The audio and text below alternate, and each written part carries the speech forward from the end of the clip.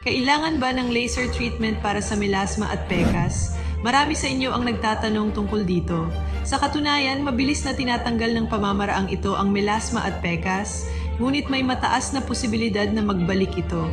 Kailangan ng ilang session at mataas ang gastos, maaaring umabot ng daan-daang libong piso.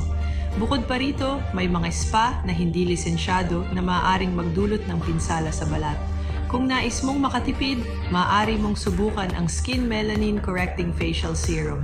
Ang produktong ito ay gumagamit ng teknolohiya mula sa South Korea na tumutulong sa pagpapababa ng melanin sa balat, tulad ng epekto ng laser treatment sa spa. Bagamat mas matagal ang epekto nito, nakatulong ito sa maraming kababaihan na ligtas na matugunan ang melasma at pecas sa bahay sa mas abot-kayang presyo.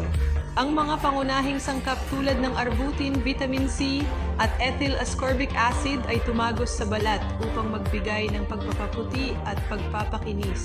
Matapos ang ilang linggong paggamit, makikita mong kumukupas ang mga pecas at magiging mas maliwanag at pantay ang kulay ng iyong balat.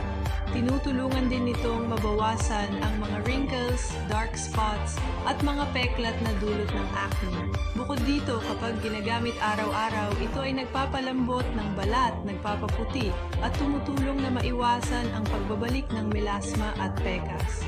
Marami sa aking mga kliyente ang nagbigay ng positibong feedback matapos gamitin ang produktong ito. Magandang balita, ang Serum Dark Spot ay may 40% diskwento ngayon lang. Huwag palampasin ang pagkakataong ito